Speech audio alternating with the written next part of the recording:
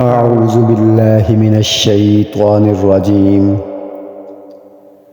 بسم اللہ الرحمن الرحیم لا یکلف اللہ نفسا الا وسعها لها ما کسبت وعلیها ما اکتسبت ربنا لا تؤاخذنا انا نسینا او اخطأنا ربنا ولا تحمل علينا اسرا كما حملته على الذين من قبلنا ربنا ولا تحملنا ما لا طاقة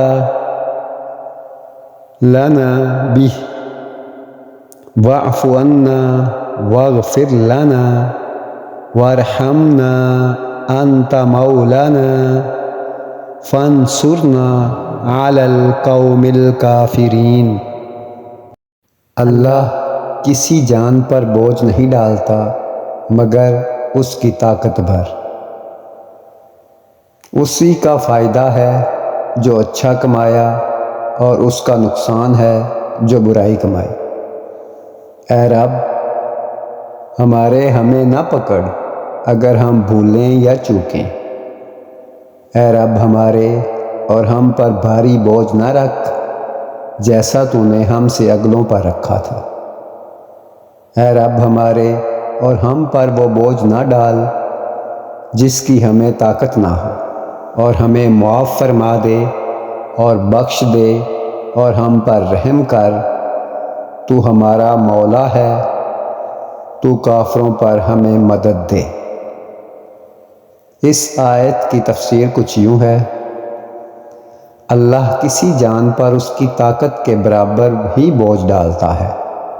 اللہ تعالیٰ کسی پر طاقت سے زیادہ بوجھ نہیں ڈالتا، لہٰذا غریب پر زکوٰۃ نہیں، نادار پر حج نہیں، بیمار پر نماز میں قیام فرض نہیں، معذور پر جہاد نہیں۔ الغرض اس طرح کے بہت سے احکامات معلوم کیے جا سکتے ہیں۔ کسی جان نے جو نیک عمل کمایا وہ اسی کے لیے ہے۔ آدمی کے اچھے عمل کی جزا اور اس کے برے عمل کی سزا اسی کو ہی ملے گی۔ یہ آیت مبارکہ کی آخرت کے ثواب و عذاب کے بارے میں ہے، لیکن اس کے ساتھ اس طرح کا معاملہ دنیا میں بھی پیش آتا رہتا ہے کہ ہر آدمی اپنی محنت کا پھل پاتا ہے، محنت کرنے والے کو اس کی محنت کا صلہ ملتا ہے، جبکہ سست و کاہل اور کام چور کو اس کی سستی کا انجام دیکھنا پڑتا ہے۔ لوگوں سے بھلائی کرنے والا بھلائی پاتا ہے اور ظلم کرنے والا خود بھی زیادتی کا شکار ہو جاتا ہے۔ ربنا لا تؤاخذنا، اے ہمارے رب ہماری گرفت نہ فرما۔ یہاں سے اللہ تعالیٰ نے اپنے مومن بندوں کو ایک اہم دعا کی تلقین فرمائی کہ وہ اس طرح اپنے پروردگار اللہ عز و جل سے عرض کریں۔ دعا کا مفہوم ترجمے سے واضح ہے۔ اس دعا کو زبانی یاد کر لینا چاہیے۔ سورۃ بقرہ کی ان آخری 2 آیات کی بڑی فضیلت ہے۔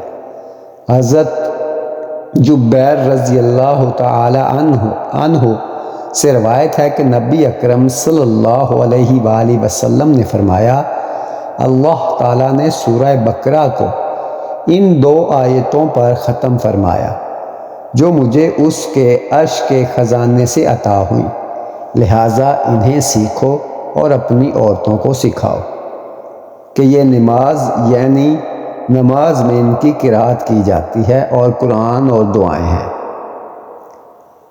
کما حملتہ علی الذین من قبلنا، جیسا تو نے ہم سے پہلے لوگوں پر رکھا تھا۔ بنی اسرائیل پر کئی احکام ہم سے زیادہ سخت تھے، جیسے بعض گناہوں کی توبہ میں خودکشی کرنا، ناپاک کپڑے کا جلانا، گندی کھال کاٹنا، زکوٰۃ میں چوتھائی مال دینا۔ ان کے مقابلے میں ہم پر نہایت آسانیاں ہیں۔ لہٰذا اعتراف نعمت کے طور پر یہاں دعا میں عرض کیا جا رہا ہے کہ اے ہمارے رب، اور ہم پر بھاری بوجھ نہ رکھ جیسا تو نے ہم سے پہلے لوگوں پر رکھا تھا۔ یاد رہے کہ امت محمدیہ صلی اللہ علیہ وآلہ وسلم پر یہ کرم نوازیاں حضور پر نور صلی اللہ علیہ وآلہ وسلم کے صدقے سے ہیں، جیسا کہ سورہ اعراف میں ہے۔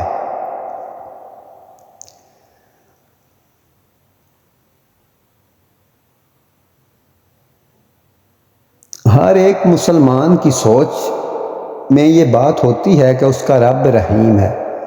وہ بطور خلیفہ اس پر جو فرائض و واجبات عائد کرتا ہے وہ نہایت ہی عادلانہ اور منصفانہ ہے۔ اس کی جانب سے ڈالی جانے والی آزمائشیں بھی عادلانہ ہیں، اور آخر کار قیامت کے دن بھی اس کے ساتھ ٹھیک ٹھیک انصاف ہوگا اور وہ پوری طرح مطمئن ہوگا۔ اس لیے وہ اللہ کی جانب سے عائد کردہ فرائض پر کوئی تنگی و دشواری محسوس نہیں کرتا۔ وہ انہیں بوجھ نہیں سمجھتا، اس لیے کہ اس کا یہ پختہ یقین ہوتا ہے کہ جس اللہ نے یہ فرائض عائد کیے ہیں وہ خوب جانتا ہے کہ میرے اندر ان کے سر انجام دینے کی استطاعت فی الواقع ہے۔ اگر طاقت نہ ہوتی تو وہ فرض ہی نہ کرتا۔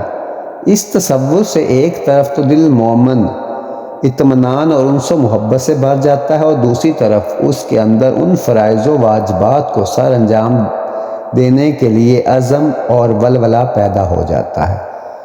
وہ محسوس کرتا ہے کہ جب اللہ تعالیٰ نے یہ فرائض اس پر عائد کر دیے ہیں تو لا محالہ وہ اس ڈیوٹی کا حصہ ہے، اور جب بھی وہ ضعیف محسوس کرتا ہے، کبھی تھکاوٹ محسوس کرتا ہے، یہ فرائض بھاری ہونے لگتے ہیں تو وہ محسوس کرتا ہے کہ یہ اس کی ذات کی کمزوری ہے، بوجھ زیادہ نہیں ہے۔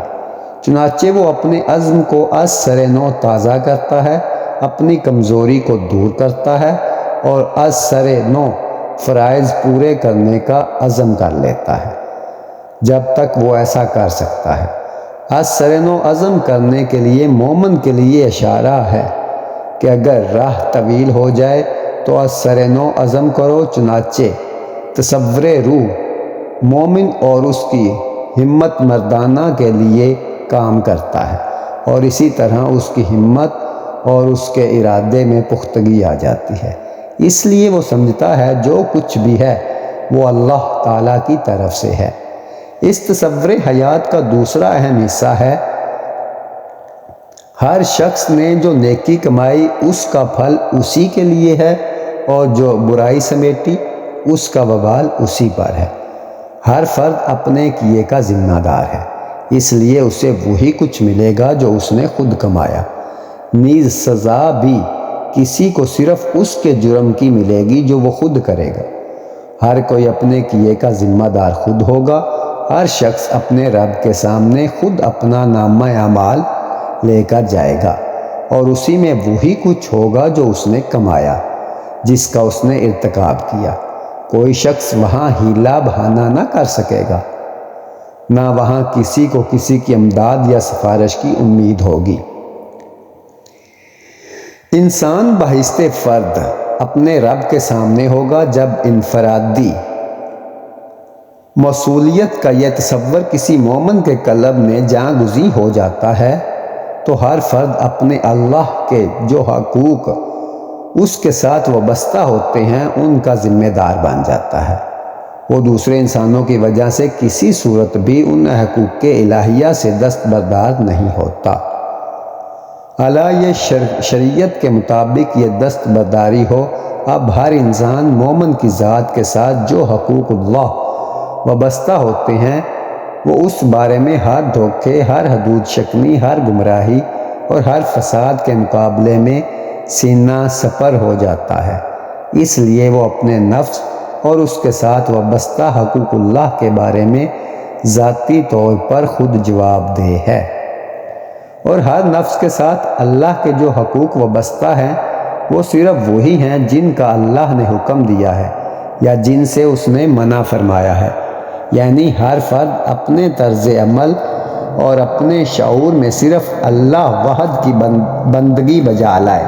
اگر وہ ان حقوق میں کسی انسان کی وجہ سے کمی کرتا ہے، مثلاً یوں کہ اسے کوئی گمراہ کر دے، اسے دھوکہ دے دے یا اسے مجبور کرے، تو اس کا نتیجہ یہ ہوگا کہ قیامت کے دن یہ انسان اس مومن کی کوئی امداد نہ کر سکیں گے۔ ہاں، اگر یہ نافرمانی وہ بحالت جبر کرتا ہے اور دل میں اس کا اسلامی فرائض حقوق پر مطمئن ہے تو پھر یہ معذور تصور ہوگا۔ از ایسے اشخاص قیامت کے دن نہ اس مومن کی مدافعت کر سکیں گے، نہ سفارش کر سکیں گے، نہ وہ اس پوزیشن میں ہوں گے کہ اس شخص کا بوجھ اتار دیں یا خود اٹھا لیں۔ اس ذاتی تصور کا نتیجہ یہ ہے کہ ہر شخص بڑی جرت کے ساتھ خود اپنی اور اس کے ساتھ وابستہ حقوق اللہ کی مدافعت کرتا ہے، اس لیے کہ اس کی سزا صرف اسے ہوگی اور وہ خود اپنے کیے کا ذمہ دار ہوگا۔ یاد رہے کہ یہاں انفرادی مسئولیت کے نظریہ سے مراد یہ خطرہ نہیں کہ کوئی شخص معاشرے کے اندر اپنی اجتماعی ذمہ داریاں پوری کرنے سے پہلو تہی کرے، اس لیے کہ اجتماعی ذمہ داریاں بھی شریعت نے ایک فرد پر بہشت فرد ڈالی ہیں۔ اگر معاشرہ میں اجتماعی ذمہ داریاں پوری نہ ہوں گی تو وہ بھی فرد ذمہ دار ہوگا، کیونکہ یہ بھی اللہ کی جانب سے اس پر انفرادی طور پر ڈالی گئی ہیں۔ مثلاً ہر فرد اللہ کی جانب سے مامور ہے کہ وہ اپنے مال، اپنی دولت سے اجتماعی ذمہ داریاں ادا کرے۔ نیز اسے یہ حکم بھی دیا گیا کہ وہ دوسروں کو تواصی بالحق کرے، معاشرہ میں عدل و انصاف قائم کرے، اپنے معاشرے سے باطل کو مٹانے کی کوشش کرے، معاشرے میں سچائی اور بھلائی کو مستحکم کرے اور شر اور منکر کو جڑ سے اکھاڑ پھینکے۔ اس کے اعمال نامہ میں اجتماعی معاملات کے حوالے سے بھی اس کی تمام کارکردگیاں اور کوتاہیاں درج ہوں گی، اور جزا و سزا کا وہ انفرادی طور پر ذمہ دار یا حقدار ہوگا۔ اہل ایمان نے جب انفرادی ذمہ داری کے حکم کو سن لیا اور سمجھ لیا تو اب ان کے دلوں سے یہ دعا نکلی جو بڑی جامع اور پر از اخلاص ہے۔ اس دعا کو قرآن کریم نے اپنے خاص انداز تصویر کشی میں بیان کرتا ہے۔ یوں نظر آتا ہے کہ اہل ایمان ہاتھ اٹھائے ہمارے سامنے کھڑے ہیں، صفیں باندھی ہوئی ہیں اور خشوع و خضوع کے ساتھ وہ یہ دعا پڑھ رہے ہیں، خصوصاً فرائض و ذمہ داریوں کی حقیقت پا کر۔ یہ ایسی دعا ہے جو اہل ایمان اور ان کے رب کے ساتھ ان کے تعلق کی خوب تصویر کشی کرتی ہے۔ وہ اپنے عجز اور ناتوانی کا گہرا ادراک رکھتے ہیں، وہ اپنے آپ کو اپنے رب کی رحمت اور درگزر کا محتاج پاتے ہیں، وہ اس کی درگاہ میں پناہ کے درخواستگار ہوتے ہیں، وہ اپنے آپ کو صرف اللہ کے حوالے کرتے ہیں، اسی سے تعلق جوڑ رہے ہیں اور ما سوا اللہ سے کٹ رہے ہیں۔ وہ اس کی راہ میں جہاد کے لیے تیار ہیں اور اسی سے نصرت کے طلبگار ہیں، اور ان کی یہ دعا ایک انتہائی دل روز اور ملال انگیز نغمے کی صورت میں ہے، جس کی صوتی زیر و بم میں ان کے دل کی دھڑکن اور ان کی روح کی بے قراری صاف سنائی دیتی ہے اور صاف نظر آتی ہے۔ ربنا لا تؤاخذنا ان نسینا او اخطأنا، اے ہمارے رب ہم سے بھول چوک میں جو قصور ہو جائیں ان پر گرفت نہ کر۔ اگر انسان اس قدر کمزور ہو جائے اور اس سے ایسی بھول چوک ہو جائے جس میں اس کا کوئی دخل نہ ہو، اور یہ بھول چوک کبھی کبھار ہو ہی جاتی ہے، تو ایسی غلطیاں خطا اور نسیان کے حکم میں ہوں گی۔ ان پر ایک مومن کے لیے صحیح طریقہ کار یہ ہے کہ وہ فوراً اللہ سے معافی مانگے اور اپنے رب کی طرف متوجہ ہو۔ بھول چوک وہ ہوتی ہے کہ اس میں کوئی شخص غلطی پر مصر نہ ہو، یا وہ قصداً حکم عدولی نہ کر رہا ہو، یا وہ کبر و غرور کی وجہ سے نافرمانی نہ کر رہا ہو، یا بلا ارادہ ٹیڑھے راستے پر نہ چل رہا ہو۔ ان حالات میں کوئی صورتحال بھی وہ نہیں کہ جو ایک مومن نے اپنے رب کی بارگاہ میں اختیار کرتا ہے۔ نہ ایسے حالات میں وہ اللہ کی جانب سے عفو درگزر کا مستحق ہوگا۔ ہاں، یہ دوسری بات ہے کہ وہ تائب ہو جائے اور ٹھیک طور پر اللہ کی طرف رجوع کر لے۔ غرض مومنین نے بھول چوک کے بارے میں جو درخواست معافی مانگی اسے اللہ نے قبول فرمایا۔ رسول اللہ صلی اللہ علیہ وآلہ وسلم نے فرمایا کہ میری امت سے خطا اور نسیان پر کوئی مواخذہ نہ ہوگا جب تک انہوں نے ایسے افعال کو برا سمجھا۔ ربنا ولا تحمل علینا اسرا کما حملتہ علی الذین من قبلنا، اے ہمارے رب ہم پر وہ بوجھ نہ ڈال جو تو نے ہم سے پہلے لوگوں پر ڈالے تھے۔ یہ دعا مرد مومن کی زبان پر اس احساس ذمہ داری کی وجہ سے آتی ہے جو امت مسلمہ پر تمام رسولوں کی رسالت کے سلسلے میں اٹھائی گئی ہے۔ یہ امت تمام رسالتوں کی بار امامت کے نیچے آ گئی ہے، جیسا کہ ان کے رب نے اس قرآن کریم میں اس امت کو جا بجا بتلایا کہ اس سے قبل جن امتوں کے پاس رسول بھیجے گئے انہوں نے اپنے رسولوں کے ساتھ کیا کیا سلوک کیے اور ان امتوں کی نافرمانیوں کی وجہ سے ان پر کیا کیا بوجھ ڈالے گئے، اور یہ بوجھ ان پر ان کے بعد جرائم کی وجہ سے ڈالے گئے۔ مثلا بنی اسرائیل کے بعض بدعمالیوں کی وجہ سے ان پر بعض پاکیزہ قسم کی غذائیں حرام کر دی گئیں۔ اللہ تعالیٰ فرماتے ہیں اور جن لوگوں نے یہودیت اختیار کی ان پر ہم نے سب ناخن والے جانور حرام کر دیے تھے اور گائے اور چربی بھی، بجز اس کے جو ان کی پیٹھ یا ان کی آنتڑیوں سے لگی ہو یا ہڈی سے لگی ہو، یا جس طرح سورہ بقرہ میں ہے کہ انہوں نے بچھڑے کی عبادت شروع کر دی تو اللہ تعالیٰ نے انہیں حکم دیا کہ ایک دوسرے کو قتل کرے، اسی طرح ان کی اس بد عملی کا کفارہ ہو سکے ان پر سبت کے دن تجارت اور شکار کو حرام قرار دیا گیا۔ اسی وجہ سے یہاں اہل ایمان کو دعا سکھائی گئی کہ وہ دست دعا ہوں کہ ان پر اللہ تعالیٰ وہ بوجھ نہ ڈالے جو ان سے پہلے لوگوں پر ڈالے گئے۔ اس لیے نبی آخر الزمان کی بعثت کا تو مقصد ہی یہی ہے کہ وہ ان کے ذریعے اہل ایمان اور پوری انسانیت سے وہ بوجھ اتار دیں جو انسانیت پر ڈالے گئے تھے، اور وہ بندھن توڑ دیں جن میں بشریت خواہ مخواہ جکڑی ہوئی تھی، اور جس کے نتیجے میں اسلامی نظریہ حیات سیدھا سادہ نظریہ بن کر آیا جو آسان بھی ہے اور نرم بھی، فطرت انسانی کے عین مطابق شاعری فطرت سے ہم قدم، اور یہی وجہ ہے کہ اللہ تعالیٰ نے رسول اللہ صلی اللہ علیہ وآلہ وسلم سے فرمایا اور ہم تیری رہنمائی سہولت کے ساتھ سہل فرائض کی طرف کریں گے۔ وہ عظیم بوجھ کیا ہے جو میں سابقہ کے کاندھوں پر ڈالا گیا تھا، وہ اور اس لیے ڈالا گیا تھا کہ انہوں نے خلیفہ اللہ فی الارض ہونے کے ناطے اپنے عہد کی خلاف ورزی کی تھی اور عہد توڑ دیا تھا، اور وہ عظیم بوجھ جو اب امت مسلمہ کے کاندھوں سے اتار دیا گیا ہے، سوال یہ ہے کہ وہ کیا ہے اور اس کی ماہیت کیا ہے۔ یہ عظیم بوجھ انسان کی غلامی کا بوجھ ہے، جس میں بندہ بندے کا غلام ہوتا ہے، جس میں انسان کے لیے دوسرا انسان ضابطہ حیات ہوتا ہے۔ اسی طرح اس ایک انسانی نسل دوسرے انسان کی ذات کی تابع ہوتی ہے، یا انسان ایک طبقے کے غلام ہوتے ہیں یا جس میں انسان ایک نسل کے غلام ہوتے ہیں۔ یہ ہے وہ عظیم بوجھ جس سے اللہ تعالیٰ نے اہل ایمان کو رہائی دی اور ان تمام غلامیوں سے انہیں چھڑا کر صرف اپنی بندگی اور غلامی اور اپنی اطاعت میں داخل کر دیا۔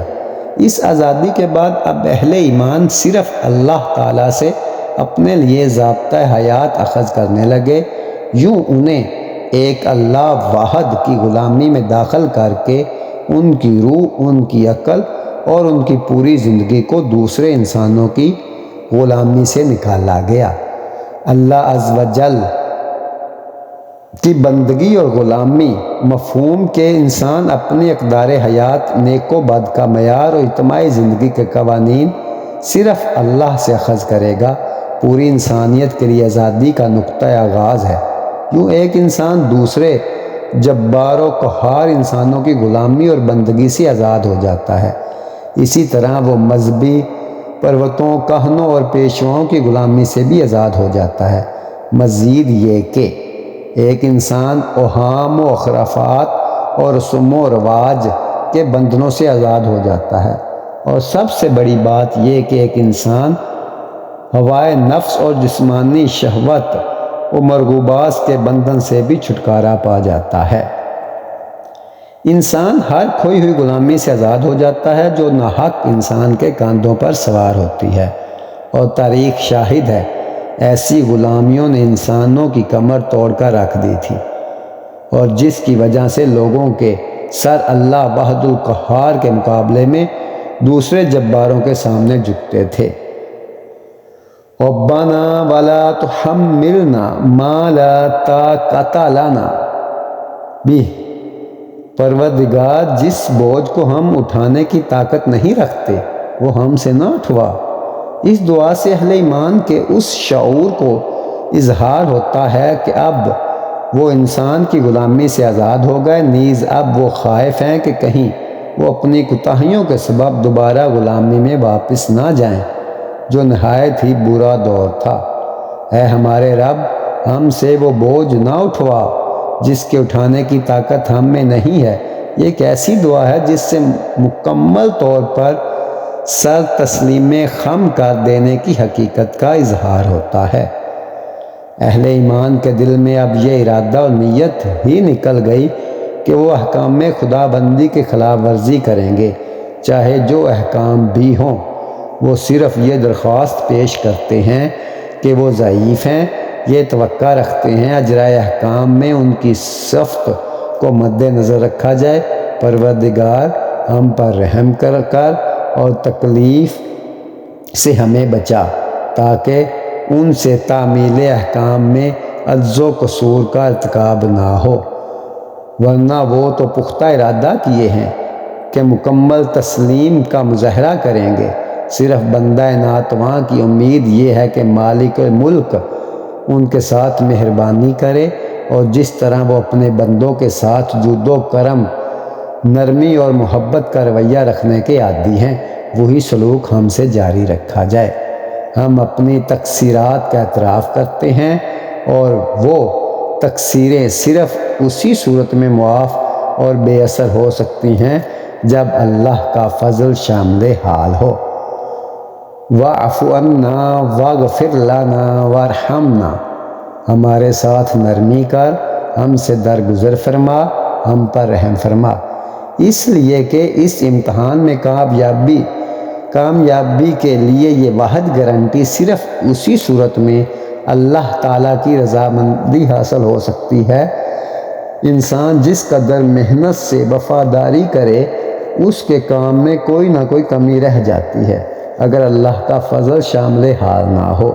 وہ عفو درگزر اور رحمت نرمی سے کام لے گا۔ حضرت عائشہ رضی اللہ تعالیٰ عنہ سے روایت ہے، فرماتی ہیں کہ رسول اکرم صلی اللہ علیہ وآلہ وسلم نے فرمایا، تم میں سے کوئی شخص بھی صرف اپنے عمل کے بل بوتے میں پر جنت میں داخل نہ ہوگا۔ صحابہ کرام نے عرض پوچھا یا رسول اللہ صلی اللہ علیہ وآلہ وسلم، آپ بھی؟ تو رسول اکرم صلی اللہ علیہ وآلہ وسلم نے فرمایا، اور میں بھی، اعلیٰ یہ کہ اللہ نے مجھے اپنی رحمت میں ڈھانپ لیا ہے۔ ایک صحیح مومن کے احساس میں یہی اصل بات ہے۔ وہ حتی المقدور عمل کرتا ہے، لیکن اپنی تقصیرات کا اسے پوری طرح احساس ہوتا ہے، اور اس کے بعد اسے پوری امید ہوتی ہے کہ اللہ اس کی تقصیرات سے عفو درگزر فرمائے گا اور اس کے ساتھ نرمی برتی جائے گی۔ سب سے آخر میں اہل ایمان اللہ کے مضبوط سہارے کو پکڑتے ہیں۔ وہ جہاد فی سبیل اللہ کے لیے تیار ہو جاتے ہیں، اس لیے کہ اللہ کا ارادہ ہے کہ حق کا بول بالا ہو، دین اسلام اور اسلامی نظام زندگی اس کرۂ ارض پر غالب ہو، اور صورتحال یہ ہو کہ کوئی فتنہ نہ رہے اور دین صرف اللہ کا چلے۔ اب اہل ایمان اللہ کا مضبوط سہارا لیتے ہیں اور اپنے سروں پر اسلام کے جھنڈے بلند کرتے ہیں۔ وہ صرف انہی جھنڈوں سے اپنی پہچان کراتے ہیں، جبکہ جاہلیت کی علامات اور جھنڈے بہت ہی مختلف تھے۔ اب وہ اللہ تعالیٰ کی نصرت کے طلبگار ہوتے ہیں، اس لیے کہ ان کا وہی والی اور وارث ہے۔ وہ اہل کفر کے ساتھ صرف اللہ کے لیے لڑتے ہیں جو دین اسلام سے خارج ہیں۔ انت مولانا فانصرنا علی القوم الکافرین، تو ہمارا مولا ہے، کافروں کے مقابلے میں ہماری مدد کر۔ یہ ہے اس عظیم سورت کا خاتمہ، جس میں اس پوری سورت کے مضامین کا خلاصہ بیان کیا گیا ہے۔